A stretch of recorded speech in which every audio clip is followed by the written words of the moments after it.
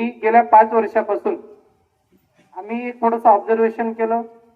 ज्यावेळेस माऊलींचा सोहळा असतो, जगद्गुरु तुकोबारायांचा सोहळा असतो, निवृत्तीनाथांचा सोहळा असतो, तिकडून ज्या दिंड्या जातात त्या दिंड्यांसाठी शासनाकडूनही निधी मिळतो. त्याच पद्धतीने हजारो डॉक्टर्स मोफत त्या ठिकाणी फाउंडेशनच्या वतीने वारकऱ्यांसाठी सेवा पुरवली जात असते.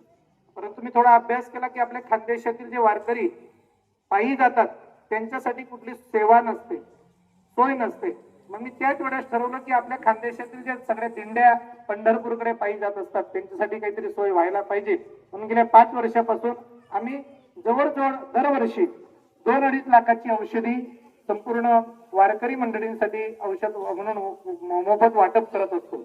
याही वर्षी गोदावरी फाउंडेशन आमच्या केतकीताईंना एक फोन केला. केतकीताईंनी लगेचच त्यांची सगळी डॉक्टर्सची टीम या ठिकाणी पाठवली. फक्त औषधच नाही तर माझ्या वारकरीला एखाद्या आरोग्याची काही कंप्लेंट असेल तर ती आरोग्याची कंप्लेंट दूर राहावी याच्यासाठी ही सगळी डॉक्टरांची जवळजवळ 17-18 डॉक्टर लोकांची टीम या ठिकाणी उपस्थित आहे. तुमच्या आरोग्याच्या चेकअपसाठी एकदा त्यांच्यासाठी जोरदार टाळ्या झाल्या पाहिजे.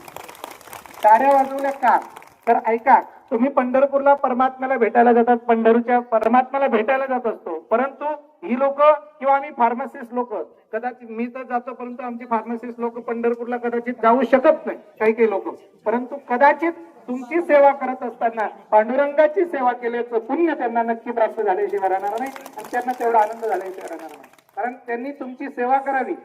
आणि मी प्रत्येक वेळेस त्या ठिकाणी मागच्याही वर्षी आम्ही चालतीवर आपल्या दिंडीसाठी जवळजवळ कितीतरी औषधी त्या ठिकाणी घेऊन गेलो होतो बाबांजवळ आणि आमच्या सोपान महाराजांजवळ. म्हणून आज मी बाबांना फोन केला होता. तसं पाहिलं गेलं तर आमच्या आजच्या मुक्कामाची सोय बाबांना करायला सांगितलेली होती. पण नेमकं गोदावरी फाउंडेशनच्या वतीने सगळी ठिकाणी कॅम्प चालू आहेत. म्हणून डॉक्टर लोकांनी त्यांनी विनंती केली की आम्ही लागल्यास तुम्हाला डॉक्टर लोकांची टीम दुप्पट पाठवतो, परंतु तुम्ही 1 दिवसाचं नियोजन करा.